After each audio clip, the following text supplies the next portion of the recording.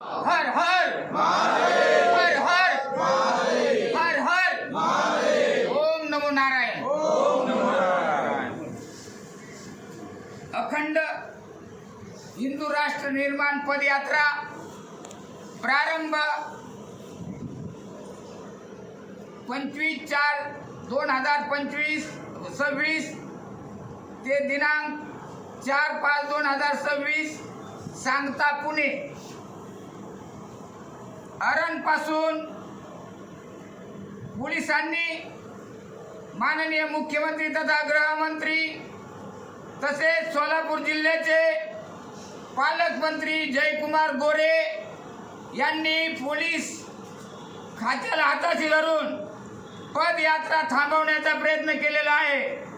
आता आम्ही इंदापूर श्रीराम मंदिरामध्ये मंदिर येथून पुण्याकडे रवाना होणार आहे। तरी आमची पदयात्रेला अडथळा निर्माण करण्याचा हेतूने पोलिसांचा मोठा फौजफाटा श्रीराम मंदिर परिसरामध्ये तैनात केलेला आहे। तो साधू संत महंतांना दहशत निर्माण करण्याचा, धर्माबद्दल बोलण्याचा अडथळा निर्माण करीत आहे। तरी सर्व संत महंत साधू या गोष्टींना उत्तर देण्यास सक्षम आहे। 1960 साली देशाच्या संसदेबाहेर गोहत्या बंद करण्यासाठी गुरुवैरे करपात्रीजी महाराज यांनी जे आंदोलन केलेले होते, त्या आंदोलनामध्ये इंदिरा गांधी सरकारने संत महंतांना गोळ्या घालून शेकडो साधूची हत्या केली होती। तरी त्यांचा संकल्प वरती आम्ही सर्व संत महंतांना ठाम आहोत। जर या सरकारने माननीय मुख्यमंत्र्यांनी तथा गृहमंत्र्यांनी दिलेली परवानगी, यांना दिलेले अर्ज असताना पण तरी सध्या पदयात्रा थांबवण्याचा प्रयत्न पोलीस खाते करीत आहे। करपात्रीजी महाराजांच्या आंदोलनाचा ज्या पद्धतीने गोळ्या घालून मोडून काढण्याचा प्रयत्न केला, तसेच रामदेवजी बाबा यांनी दिल्ली येथील उपोषणाला बसल्यानंतर सोनिया गांधी सरकारने ते आंदोलन मोडण्याचा प्रयत्न केला। त्याच पद्धतीने आमची पदयात्रा मोडण्याचा गृहमंत्र्याचा डाव आहे। आम्ही सर्व संत महंतांनी साधूंनी त्यांना आवाहन करतो की या राज्याचे गृहमंत्री यांनी हिंदुत्वावरती होणारे आक्रमण टाळण्यात अपयश आले आहे। म्हणून या महाराष्ट्रातील जिहाद्यांचे माणसाकडे बळ वाढलेले आहे। सगळीकडे हिंदुत्ववादी काम करण्यास तरुण जिहाद्यांना भीती नाही, पण महाराष्ट्राच्या गृहमंत्र्याला हिंदू समाजात घाबरत आहे। कारण हिंदुत्वाचे काम करणाऱ्या तरुण मुलांना वरती हे पोलीस खाते प्रशासन गृहमंत्र्याच्या आदेशाने खोटे गुन्हे दाखल करून बदनाम करण्याचा प्रयत्न करीत आहे। तसेच पुणे जिल्ह्यातील पिरंगुटमध्ये अन्नपूर्णा देवीच्या मंदिरामध्ये जिहाद्यांनी विटंबना केली होती। अशीच दुसरी घटना वरवण तालुक्यातील सासवड या ठिकाणी कानिपनाथाची मूर्ती फोडली। अशीच दौंड येथील येवट ठिकाणी छत्रपती शिवाजी महाराज यांच्या पुतळ्या स्मारकाची तोडफोड केली होती। भिगवणमधील लहू जयंतीची घटना सर्वांना माहीत आहे। तसेच गोंडेगाव तालुका श्रीरामपूर येथील गणपती मंदिरामध्ये या जिहादींनी व मौलानांनी मटण ठेवले आणि हिंदूच्या धार्मिक भावना दुखावण्याचा प्रयत्न केला। येवत आणि भिगवणच्या या दोन्ही घटना माननीय मुख्यमंत्री देवेंद्रजी साहेब देवाभाऊ निकटवर्ती आहेत। राहुल कुल यांच्या आशीर्वादाने जिहाद्याला मदत करतात। हे स्वतःला हिंदुत्ववादी सरकारचे मुख्यमंत्री आहे असे म्हणतात, बोलतात एक आणि करतात एक।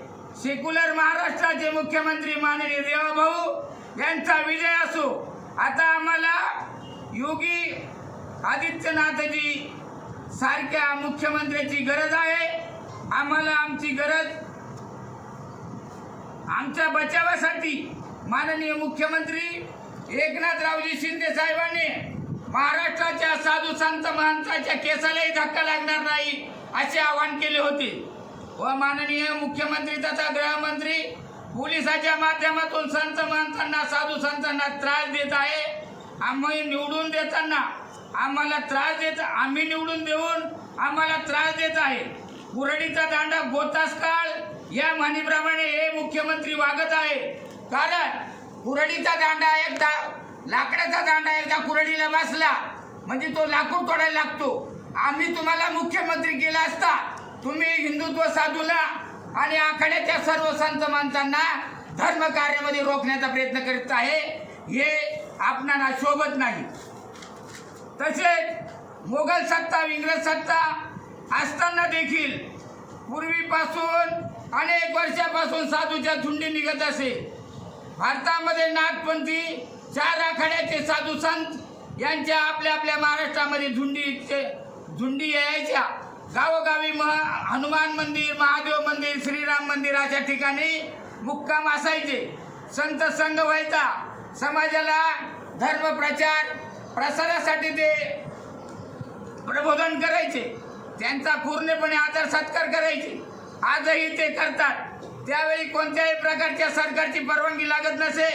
आणि आजही हिंदुत्व सरकार असून केंद्रात व राज्यात हिंदुत्व सरकार असतानाही धर्माचा प्रचार करण्यास साधू संतांना अडथळा निर्माण करण्याचा प्रयत्न करीत आहे. परवानगी काढावी लागत आहे. हे कशासाठी याचे उत्तर सरकारने द्यावे.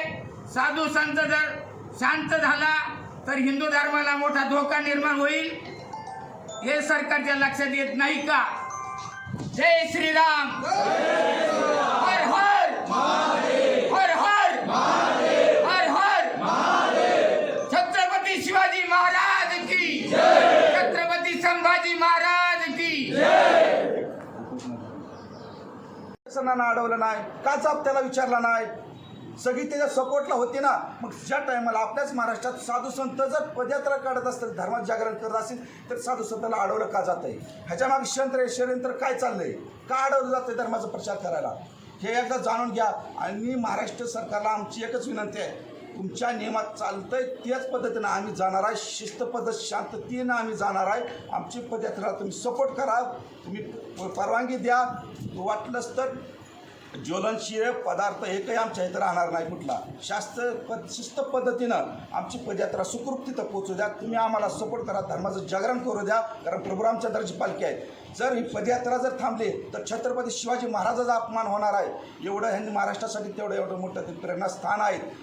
आणि श्रीराम प्रभूचाही अपमान होणार आहे. शेवट आता तुमच्या हातात आहे काय करायचं. सुरू केली नाही तर सर्व 4 आखाड्याचे साधू संत आमरण उपोषणाला बसतील. आणि याची सर्वस्व जबाबदारी पोलीस प्रशासनावर व शासनावर राहील व संबंधित मंत्र्यावरही राहील. याची संबंधितांनी नोंद घ्यावी. जय श्रीराम. सरकारनं सांगितलं होतं की साधू संतांच्या केसालाही धक्का लागणार नाही. मग आम्ही आमच्या धर्माचा प्रचार करतोय. मग आमच्या धर्माचा प्रचार करायला आम्हाला अडवलं का जात आहे. आम्ही चुकीचं काय करतोय. लवशियासारखी प्रकरणं महाराष्ट्रात घडतात. हिंदू धर्माला टार्गेट करून धर्मांतरण भरपूर प्रमाणात होत आहे. आमची हिंदू धार्मिक मंदिरं, आमची धार्मिक स्थळं कब्जा करून तिथं चुकीचा अनिष्ट प्रकार करतात. मग आमच्या धर्माचं गोमातेचं रक्षण करणं, गोमातेला राष्ट्रमाता दर्जा दिला आहे, तिचं रक्षण करणं काय चुकीचं आहे. हे साधू संत काय चुकीचं करायला चालल्यात, धर्माचं रक्षण करायला चालल्यात ना. ह्यांच्यासाठी काय कुठलं शस्त्र परवाना ह्यांच्याजवळ नाही, ह्यांच्याजवळ कुठलं शस्त्र नाही. जे छत्रपती शिवाजी महाराजांच्या आदर्शाला जागून ह्या महाराष्ट्रातून चाललेत. प्रभू रामचंद्राची पालखी संकट आहे. मग प्रभू रामचंद्राची पालखी असताना छत्रपती शिवाजी महाराजांच्या भूमीत त्यांचा आदर्श मानून जर साधू संत धर्माचा प्रचार करायला चालले असतील तर चुकीचं काय आहे याच्यामध्ये. आम्हाला अडवलं का जातं आहे. आम्ही परवानगीचं पत्र त्यांना दिलं आहे, सगळं केलं आहे, तरी आमची पदयात्रा पायी आम्हाला चालून देत नाहीत. जर एवढं साधू संतांवर जर अन्याय होत असतील भगव्याधारी साधू संतांवर एवढं जर अन्याय होत असतील तर ह्या निंदनीय ह्याच्यासारखी महाराष्ट्रात कुठलीच गोष्ट नाही. आणि जर आम्ही घरून निघलोय, सर्व साधू संत आपापल्या घरून निघलेत की आमची पदयात्रा ही पुण्याला जाणार, प्रभू रामचंद्राची पालखी पुण्यामध्ये जाणार तैजाई माता मंदिराकडे, छत्रपती शिवाजी महाराजांना आदर्श घेऊन सगळे जाणार आहेत. जर आम्हाला पुण्यामध्ये जाऊ नाही दिलं तर सर्व साधू संत ज्या जागेला आहेत त्या जागेला आमरण उपोषणाला बसणार आहेत. आणि जर कमी जास्त ह्याला जर काय झालं साधू संतांना तर ह्याला पूर्ण जबाबदार हे प्रशासन राहणार आहे. आम्ही चुकीचं काहीच करत नाही, आम्ही फक्त आमच्या धर्माचा प्रचार करायचा म्हणतोय. आणि जर आम्हाला आमच्या महाराष्ट्रामध्ये हिंदुत्वादी सरकार असून जर आम्हाला आमच्या महाराष्ट्रामध्ये आमच्या धर्माचा प्रचार करायला जर प्रशासन अडवत असेल तर ह्याच्यासारखी निंदनीय कुठलीच गोष्ट नाही. जसं की 1960मध्ये साधू संतांवर गोळ्या झाल्या गेल्या त्याच पद्धतीनं आज पण चालू आहे. आम्ही प्रशासनाला मान्य करतो, आम्ही कुणाच्याही विरुद्ध नाही, आम्हाला त्यांचा सपोर्ट आहे, सगळ्या गोष्टी आम्ही कुणाचाही विरोध नाही. आम्ही फक्त एकच म्हणतो की आम्हाला आमचा धर्माचा प्रचार करू द्या. आम्ही वेगळं काहीच करत नाही. प्रशासनाच्या नियमात ज्या गोष्टी असतील आम्ही सर्व गोष्टी करायला तयार आहे. त्यांच्या नियमाच्या उल्लंघन एकही गोष्ट आम्ही साधू संत करायला तयार नाही. फक्त आम्हाला जे आमची पायीवार आमच्या धर्माचं जागरण करतोय ते आम्हाला आमचं धर्माचं जागरण करून आम्हाला आमची पदयात्रा पूर्ण होऊ द्या. कारण एवढे हजारो साधू संत अजून यायला लागलेत. जर एवढे साधू संत जर इथं पदयात्रेमध्ये येत असतील तर ही उलट ही आनंदाची गोष्ट आहे की धर्माचं जागरण व्हायला लागले. जर एवढं जागरण होण्यावाचून जर तुम्ही थांबवत असताल तर ह्यासारखी कुठलीच गोष्ट नाही. आणि आम्ही इथून घरी जाणार नाही. एकही साधू अजून साधू हजारो संख्येने यायला लागले, घरी जाणार नाही. आमची पदयात्रा जोपर्यंत तळजाई माता मंदिरापर्यंत पोचत नाही तोपर्यंत आम्ही घरी जाणार नाही. आमच्या एकही साधू संताला जर दगा लागला तर पूर्ण प्रशासन ह्याला जबाबदार राहणार आहे. आणि जर आम्हाला नाही जाऊन दिलं तर बसल्या जागेला आम्ही सर्व साधू संत महंत वयस्कर साधू आहेत सगळे ज्यांनी धर्मासाठी 30 वर्ष गाजवली, 30 वर्ष धर्माचं रक्षण केले ते साधू संत संकट आहे. जर आम्हाला नाही जाऊन दिलं तर आम्ही इथं आमरण उपोषण करेल. आणि जर तुम्हाला आम्हाला हटवायचं तर सगळ्या साधू संतांना जसं 1960मध्ये गोळ्या झाडून मारलं गेलं तसं साधू संतांना सगळ्याला गोळ्या झाडा, एकदाच काय असेल ती मारून टाका, तर आम्ही इथं जाणार. तोपर्यंत आम्ही घरी जाणार नाही, आम्ही सरळ पुण्याला जाणार आहे. आमची पदयात्रा शिस्तबद्ध पद्धतीनं शांततेनं आमची पदयात्रा पुण्याला जाणार आहे, धर्माचं जागरण करत. आम्ही चुकीचं काहीच करत नाही. देशामध्ये गल्लीपासून ते दिल्लीपर्यंत भारतीय जनता पक्षाचं सरकार आहे. आणि भारतीय जनता पक्षाचं सरकार म्हणजे हिंदुत्ववादी सरकार असं हे प्रत्येकजण तुम्ही सांगत असता. परंतु तुम्ही आता 1960चं उदाहरण दिलं, संसदेसमोर साधूंच्या गोळ्या घालून हत्या केल्या. तर त्या सरकारमध्ये देखील हिंदू म्हणजे विरोधीच जनभावना होती. आणि आजही तुम्ही गल्लीपासून दिल्लीपर्यंत फक्त हिंदुत्वाचा प्रचार करून सत्तेवर आलेले भारतीय जनता पक्ष हे अत्यंत तुम्ही जे काय भावना मांडल्या ते तर मग त्यांच्यापेक्षा जास्त हिंदू विरोधी कोण आहे हे तुम्ही सांगितलं पाहिजे स्पष्टपणे. तर हे सरकार बोलतंय आणि करतंय. नाही, सरकार कसं आहे, हिंदूच्या बाजूने आहे का हिंदू विरोधी आहे तेवढं सांगा. तुम्हीच बघा ना, तुम्ही सांगायचंय. प्रभू रामचंद्राची पालखी चालत असताना साधू संत धर्माचा प्रचार करत असताना अडवलं का जातंय? मग तुम्ही ओळखा, हिंदू हे सरकार हिंदूच्या विरोधात आहे का हिंदूच्या बाजूला आहे? आम्ही ओळखण्याचा प्रश्न नाही, तुम्ही सांगायचंय. हे सरकार हिंदूच्या नावाखाली खुर्ची मिळवण्याचा प्रयत्न केला, पण हे सरकार हिंदूच्याच विरोधात लढत आहे आणि इतर समाजाला पाठीशी घालत आहे. असे आमचे सर्व साधू संत महंताची आमचं एकच म्हणणं आहे. फक्त आमची जी पदयात्रा निघलेली आहे ती पदयात्रा शिस्त पद्धतीनं आमचं जिथं पोचणार आहे आम्हाला त्या ठिकाणी जाऊ द्या. आणि तुम्ही आम्हाला मदत करा. आम्ही चुकीचं काही करत नाही, काय होऊन बी देणार नाही. आमच्या धर्माचा प्रचार आम्हाला करू द्या. तुम्ही आता एक आरोप केला की जे सोलापूर जिल्ह्याचे पालकमंत्री आहेत, केंद्र राज्यातील एक प्रतिष्ठित मंत्री जयकुमार गोरे पोलीस प्रशासनाला हाताशी धरून तुमची पदयात्रा राबतात. त्या पाठीमागे त्यांचा उद्देश काय आहे, कशामुळे ते पोलीस प्रशासनाचा वापर करतात? ते उद्देश काय माहीत नाही आम्हाला काय त्यांच्या पद्धतीनं, पण आम्ही ही पदयात्रा 6 महिन्यापासून पूर्वतयारी चालू आहे. त्यावेळेस आम्हाला कोणी अडवलं नाही. ज्या क्षणी ही पदयात्रा सुरुवात झाली एवढा लांबून साधू संत आलेले आहेत, महंत आलेले आहेत, आखाड्याचे प्रमुख आहेत. पदयात्रा निघल्यावर अडचण का आली, का अडवलं जाते आम्हाला? माननीय मुख्यमंत्री साहेब यांची नाशिकमध्ये मोठी बैठक असताना आखाड्याची सर्व संत महंताच्या उपस्थित आम्ही त्यांना कार्यक्रमाची पत्रिका देखील दिलेली आहे आणि त्यांनी सांगितलेले की आमचं सरकार साधू संतांच्याच कृपा आशीर्वादाने निवडून आलेलं आहे. मग निवडून जर आलेलं आहे तर प्रभू रामचंद्राची यात्रा पदयात्रा अडवण्याचा कोणतं काम आहे? पोलीस खात्याचं काम करते, आदेश मात्र मंत्रीचे आहे. तुमचा रोष सरकारवरती आहे का प्रशासनावरती आहे? आमचा रोष पोलीस प्रशासनावर नाही, पोलीस प्रशासनावर आमचा एकही टक्का रोष नाही. आमचा रोष आहे सरकारवर. आम्हाला का पदयात्रा काढून देत नाही, धर्माचं काम का आम्ही निवेदन दिलेलं असताना त्यांनी का रोखलं? आधीच आम्हाला सांगायचं का या पदयात्रा काढू नका म्हणून. हिंदू धर्म सगळे करतात.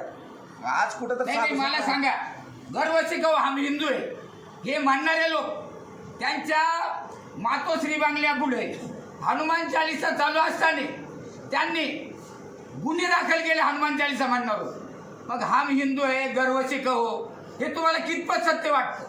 आज कालही श्रीरामाबद्दल अपशब्द वापरणारा हे माजी मुख्यमंत्री उद्धवजी ठाकरे यांना कोणत्या धर्माबद्दल आणि धर्माची विटंबना करण्याबद्दल कोणी अधिकार दिला?